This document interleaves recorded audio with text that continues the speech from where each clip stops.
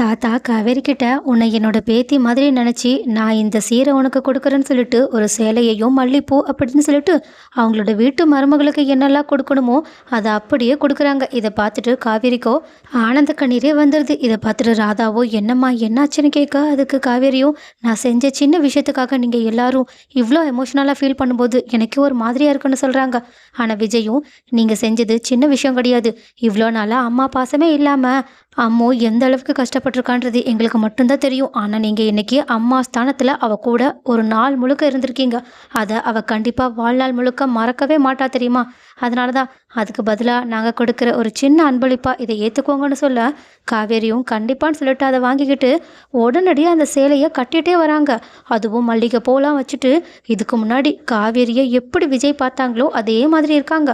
ஆனால் வெளியே வந்த காவேரிக்கும் என்ன ட்ரெஸ் அளவெல்லாம் கரெக்டாக தைச்சி வச்சுருக்கீங்களே, அது எப்படி உங்களுக்கு என்னோடய அளவெல்லாம் தெரியும்னு கேட்க, உடனே ராதாவும் இல்லைம்மா எங்கள் வீட்டு மருமக இருந்தால அவள் அப்படியே உன்னோட பாடியில் தான் இருப்பாள், அதனால தான் சும்மா எதர்ச்சியாக தைச்சி வச்சோம், அது அப்படியே அளவெடுத்து உனக்கே தைச்ச மாதிரி இருக்குன்னா பார்த்துக்கோவேன். இதில் கூட எவ்வளோ ஒற்றுமைன்னு சொல்லிட்டு அவங்க எவ்வளோ அன்பாக பேச முடியுமோ அவ்வளோ அன்பாக பேசிக்கிட்டு இருக்காங்க.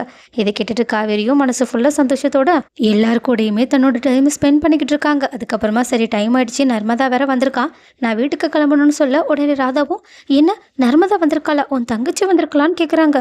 உடனே காவேரியும் என் தங்கச்சியை பற்றி உங்ககிட்ட நான் சொல்லவே இல்லையேன்னு சொல்லிட்டு பார்க்கும்போது விஜய்க்கோ பதட்டமாக இருக்குது. ஆனால் காவேரியும் விஜய் சொல்லியிருக்காங்களா, ஆமாம் ஆமாம் என்னோட தங்கச்சி வீட்டுக்கு வந்திருக்கான், ஒரு நாள் நீங்கள் கண்டிப்பாக வீட்டுக்கு வரணும்னு சொல்லிட்டு சரிங்க நாங்கள் கிளம்புறேன் அப்படின்னு அவங்க உடனடியாக அங்கேருந்து போக, உடனே அம்மாவும் மிஸ் நானும் வரேனே காலையிலேயே, நான் உங்ககிட்ட சொன்னல உங்கள் வீட்டுக்கு வரேன்னு சொல்லிட்டு என்னையும் கூட்டிகிட்டு போங்களேன்னு கேட்க, உடனே காவேரியும் விஜயை பார்க்க விஜயும் தாராளமாக கூட்டிகிட்டு போங்க, நானே உங்களை கூட்டிகிட்டு வந்து விடுறேன்னு சொல்லிட்டு அவங்க ரெண்டு பேரையுமே காவேரியோட வீட்டில் ட்ராப் பண்ணிவிட்டு சரிங்க நீங்கள் பார்த்துக்கோங்கன்னு கொஞ்ச நேரம் அங்கே பேசிவிட்டு அங்கேருந்து கிளம்பி போகிறாங்க. ஆனால் அவங்க போனதுக்கப்புறமா அம்போ அங்கே ரொம்ப சந்தோஷமாக ஜாலியாக விளையாண்டுக்கிட்டு இருக்காங்க. இதை பார்க்க நர்மதாவும் இந்த குழந்தை நம்ம கூடயே இருந்தால் ரொம்ப நல்லா இருக்கும்னு சொல்லிட்டு யோசிச்சுக்கிட்டு இருக்கிறது மட்டும் இல்லாமல் காவேரியை பார்த்துட்டு என்னக்கா இந்த குழந்தைய உனக்கும் ரொம்ப பிடிச்சிருக்கு படியேன்னு கேட்க, ஆமாண்டி ஏதோ என் குழந்தை மாதிரியே ஃபீல் ஆகுது, ஆனாலும் என் கூடயே அந்த குழந்தை இருந்தால் நல்லாயிருக்கும் தான் தோணுது. அக்கா நான் நினச்சதை நீ கரெக்டாக சொல்லிட்ட, பேசாமல் நீ அந்த விஜய் அங்கிளை கல்யாணம் பண்ணிக்கிறியா, நீங்கள் கல்யாணம் பண்ணிக்கிட்டீங்கன்னா கண்டிப்பாக உன் கூடவே இந்த குழந்தை இருக்கும்லக்கா, நம்ம எல்லார் கூடயும் ஜாலியாக அந்த குழந்தை விளையாடிக்கிட்டே இருக்கும்க்கா, ப்ளீஸ்க்கா எனக்காக நீ கல்யாணம் பண்ணிக்கவேன்னு கேட்க, காவேரியும் என்னடி வந்த உடனேயே உன் அக்காங்க கிட்ட பேசிட்டியா என்ன, இல்லையே அக்கா என்கிட்ட எதுவுமே சொல்லலையேன்னு அவங்க லைட்டாக பதட்டத்தோட பேச ஆரம்பிக்கிறாங்க. ஆனால் காவேரியும் சரி பதறாத, எனக்கும் அந்த ஐடியா இப்போ தான் கொஞ்சம் கொஞ்சமாக வந்துக்கிட்டு இருக்கு, ஆனால் முழுசாக வரல, ஆனால் இதை நீ யார்கிட்டையும் சொல்லாத சரியா, போய் முதல்ல படிக்கிற வேலையை பாருன்னு சொல்ல, அதுக்கு நர்மதாவோ அக்கா நான் ஏற்கனவே எக்ஸாம் லீவுக்காக தான் வந்திருக்கேன், நீ இப்பயும் படிக்க சொல்லி சொன்னால் நான் எங்கே போவேன், இங்கே பாருக்கா இந்த லீவ் முடிச்சு போகிறதுக்குள்ளே நான் எப்படியாவது உனக்கும் விஜயங்களுக்கும் கல்யாணத்தை பண்ணி வைக்கிறேன்னா இல்லையான்னு மட்டும் பாருன்னு சொல்ல, ஆனால் காவேரியோ இது சீரியஸெல்லாம் ஒன்று எடுத்துக்காத, நான் சும்மா உங்ககிட்ட விளையாட்டுக்கு சொன்னேன்னு சொல்லிட்டு அங்கேருந்து போயிடுறாங்க. அதுக்கப்புறமா அவங்க போனதுக்கப்புறமா நர்மதா இந்த விஷயத்த கங்கா கிட்டேயும் யமுனா கிட்டேயும் சொல்லி சந்தோஷப்பட்டுக்கிட்டு இருக்காங்க. அதுவும் காவேரிக்கு விஜயை கல்யாணம் பண்ணிக்கிறதுல கொஞ்சம் விருப்பம் ஸ்டார்ட் ஆயிடுச்சுன்னு தெரிஞ்ச உடனேயே அவங்க 3 பேரையும் சாரதாவை கங்காவை யமுனாவை 3 பேரையும் கையிலேயே பிடிக்க முடியல. அவங்க அவ்வளோ சந்தோஷமாக இருக்காங்க. அது மட்டும் இல்லாமல் இந்த விஷயத்தை பற்றி இப்போதைக்கு விஜய் கிட்ட சொல்ல வேண்டாம், கண்டிப்பாக சீக்கிரமாக காவேரி போகிற போக்க பார்த்தா விஜய் கிட்ட தன்னோட காதலை சொன்னாலும் சொல்லிடுவான்னு நினைக்கிறேன்னு சொல்லிட்டு இருக்கும்போதே காவேரி அம்மு கூட சேர்ந்து அவ்வளோ ஜாலியாக விளையாண்டுக்கிட்டு இருக்காங்க. ஏன் விஜய்க்கு அவங்க கால் பண்ணி இன்றைக்கி நைட்டு அம்மு இங்கே இருக்கட்டும், நாளைக்கு ஸ்கூலுக்கு நானே அவளை கூட்டிகிட்டு போய் விட்டுக்கிறேன்னு சொல்கிறாங்க. உடனே விஜயும் கண்டிப்பாக நீங்களே பார்த்துக்கோங்க அப்படின்னு சொல்லிட்டு அவங்க உடனடியே ஃபோனை கட் பண்ணிடுறாங்க.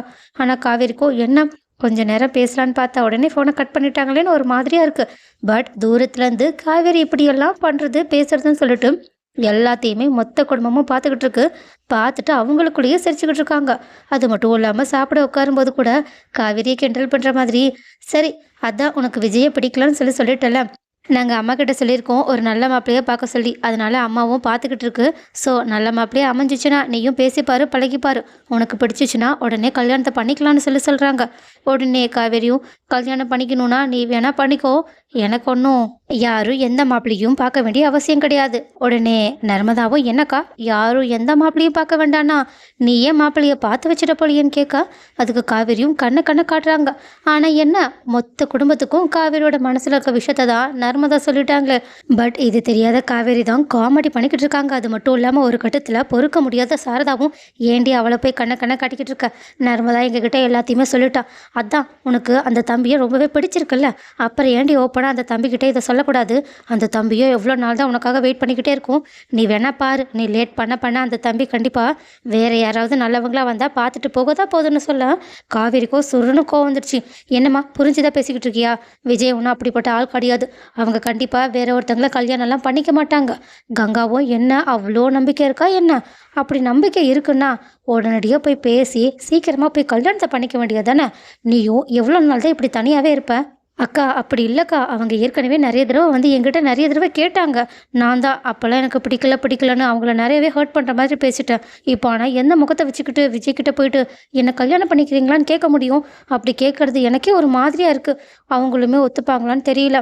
இதில் என்ன சந்தேகம், கண்டிப்பாக விஜய் மாமா ஒத்துப்பாங்க.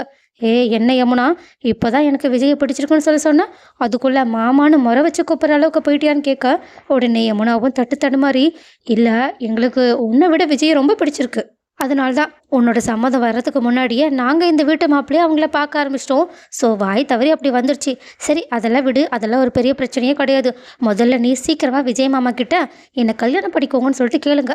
அப்படி கேட்டால் கண்டிப்பாக சீக்கிரமாக எல்லாமே நல்லபடியாக நடக்கும்னு சொல்ல, காவேரியும் சரி சரி நீங்கள் ஒன்றும் அவசரப்படுத்தாதீங்க, நான் நாளைக்கு இதை பற்றி அவங்கக்கிட்ட பேச ட்ரை பண்ணுறேன்னு சொல்லிட்டு அவங்க யோசிச்சுக்கிட்டு இருக்கும்போது கரெக்டாக அங்கே அம்முவுமே ஓடி வராங்க. இதை பார்த்துட்டு காவேரியும் அம்முவை கட்டி பிடிச்சி, இவ கூடயே நான் வாழ்நாள் முழுக்க இருக்கணும்னு ஆசைப்பட்றேன், அது நடக்குமான்னு கேட்க, ஆனால் அம்முவும் கண்டிப்பாக மிஸ் நடக்கும், நீங்கள் என் அப்பாவை கல்யாணம் பண்ணிக்கோங்க, அது கண்டிப்பாக நடக்கும்னு அம்மு கூட சொல்ல ஆரம்பிச்சிட்டாங்க. இதை பார்த்துட்டு மொத்த குடும்பமும் சிரிச்சுக்கிட்டு இருக்க காவேரிக்கு தான் ஒரு மாதிரியாக இருக்குது. உடனே அவங்க வெக்கப்பட்டுக்கிட்டே உள்ளே ஓடி போயிடுறாங்க. இதை பார்க்க பார்க்க மொத்த குடும்பமும் அப்பாடா ஒரு வழியாக காவேரியோட வாழ்க்கை நல்லபடியாக அமைய போகுதுன்னு சந்தோஷப்பட்டுக்கிட்டு இருக்காங்க. எல்லாத்துக்கும் மேலே நைட்டு ஃபுல்லாக அம்மா கூட நல்ல டைமை ஸ்பெண்ட் பண்ணி முடிச்சதுக்கப்புறமா அடுத்த நாள் காலையில் ஸ்கூலுக்கு அவங்கள கூட்டிகிட்டு போகிறதுக்காக ரெடி பண்ணி விட்டுக்கிட்டு இருக்காங்க. அப்போ கரெக்டாக விஜயும் அம்மு பாப்பாவை பார்க்கறதுக்காக வீட்டுக்கு வராங்க. உடனே அம்முவை கூட்டிகிட்டு போகிறதுக்காக தான் விஜய் வந்திருக்காங்கன்னு சொல்லிட்டு நினச்சிக்கிட்டு, என்னங்க அதான் நானே ஸ்கூலுக்கு கூட்டிகிட்டு போகிறேன்னு சொன்னல, நீங்கள் எதுக்காக கூட்டிகிட்டு போகிறதுக்காக வந்திருக்கீங்க? இல்லை ஸ்கூலுக்கு போகணும்ல, ஸ்கூலுக்கு போகணும் தான், யூனிஃபார்ம் எடுத்துகிட்டு வந்திருக்கலாம்ல, நானே ரெடி பண்ணி விட்டுருப்பேன். அதுதாங்க ஸ்கூலுக்கு போகிறதுக்காக அவளுக்கு யூனிஃபார்ம் எடுத்துகிட்டு வந்தேன். இங்கே பாருங்கள் யூனிஃபார்ம் எடுத்துகிட்டே வந்துட்டேன், நீங்கள் என்ன இவ்வளோ கோவப்படுறீங்க? இல்லை நீங்கள் அம்முவை கூட்டிகிட்டு போகிறதுக்காக வந்திருக்கீங்கன்னு நினச்சிட்டேன். ஆமாங்க கூட்டிகிட்டு போவேன். என்ன கூட்டிகிட்டு போகிறீங்களா? இப்போ இல்லைங்க, அவங்க எப்படியும் உங்கள் கூட ஸ்கூலுக்கு தான் வரப்போகிறா, நான் ஈவினிங் வந்து கூட்டிகிட்டு போகிறேன். இல்லை இதுக்கப்புறமா அம்முவை விட்டுட்டு என்னாலலாம் தனியாக இருக்க முடியாது. ஏன்னா நீங்கள் என்ன ஏற்கனவே சொன்ன மாதிரி அம்முவை தத்தெடுத்துக்க போகிறேன்னு சொல்லிட்டு ஏதாவது காமெடி பண்ண போகிறீங்களா? இல்லை நான் ஒன்றும் அம்முவை தத்தெடுத்துக்கல, நான் உங்ககிட்ட ஒன்று சொல்லணும். நீங்கள் நீங்கள் அப்படின்னு ஒரு மாதிரி தயக்கத்தோடையே நின்றுக்கிட்டு இருக்காங்க. இதை பார்க்குற விஜய்க்கும் ஒன்றுமே புரியல. நீங்கள் இப்போ என்னதாங்க சொல்ல வரீங்க? நீங்கன்னே சொல்லிக்கிட்டு இருக்கீங்க. விஜய்னு உரிமையாக சொல்லுங்கள் உங்களுக்கு என்ன வேணும்? ஏதாவது பிரச்சனையான்னு கேட்குறாங்க. அதுக்கு காவேரியும், அது வந்து விஜய் என்னை கல்யாணம் பண்ணிக்கிறீங்களா அப்படின்னு கேட்டுடுறாங்க. அவ்வளோதான், விஜயால் இதை நம்பவே முடியல. அவங்க செம்ம ஷாக்கிங் கூட. என்ன நீங்கள் இப்போது என்ன கேட்டீங்க? இல்லை நீங்களும் என்ன நீங்கன்னு கூப்பிடாதீங்க, காவேரின்னு கூப்பிடுங்க. காவேரியா? சாரி காவேரி, நீங்கள் சொல்கிறதுலாம் உண்மைதானா? ஆமாம் நிஜமாக தான் சொல்கிறேன். அப்போது உண்மையாகவே நம்ம 2 பேரும் கல்யாணம் பண்ணிக்கிறதுல உங்களுக்கு எந்த பிரச்சனையும் கிடையாதா? சுத்தமாக பிரச்சனை கிடையாது. ஏன் உங்களுக்கு ஏதாவது பிரச்சனை இருக்கா? சேச்சா அதெல்லாம் ஒன்றும் இல்லை. என்ன இருந்தாலும் உங்களுக்கு வேண்டானா இப்போவே சொல்லிடுங்கன்னு காவேரி அவசரப்பட ஆரம்பிக்க விஜய்க்கோ வார்த்தையே வரல. ஆனால் அப்போ தான் உள்ளே எல்லாத்தையுமே ஒட்டு கேட்டுட்டு இருந்த கங்கா, யமுனா, நர்மதா, சாரதான்னு சொல்லிட்டு எல்லாருமே அவ்வளோதான் விஜய் விட்டா எல்லாத்தையுமே சொதப்பிடுவாங்கன்னு உடனடியாக வெளியே வந்து பேன அவங்கள பயமுறுத்திட்டு, அதான் என் பொண்ணே சொல்கிறாள்ல மாப்பிள்ளை, என் பொண்ணை கல்யாணம் பண்ணிக்கோங்கன்னு சொல்கிறாங்க. அதே மாதிரி அவங்களோட அக்கா தங்கச்சிங்களும் ஆமாம் காவேரியை கல்யாணம் பண்ணிக்கோங்கன்னு அவங்க ஒரு மாதிரி கோரஷாக கத்திக்கிட்டு இருக்காங்க. இதை பார்க்க காவேரிக்கும் இன்னுமே வெக்கம் தாங்கல. அப்போ கரெக்டாக அங்கே வந்து அம்மாவும், ஐயா என்னோட அப்பாவும் காவேரி மிஸ்ஸும் கல்யாணம் பண்ணிக்க போகிறாங்க, எனக்கு அம்மா கிடைக்க போகிறாங்கன்னு ஜாலியாக இருக்காங்க. ஸோ இந்த விஷயங்கள்லாம் கூடிய சீக்கிரம் நடந்தால் நல்லா இருக்குன்னு யாரெல்லாம் நினைக்கிறீங்க?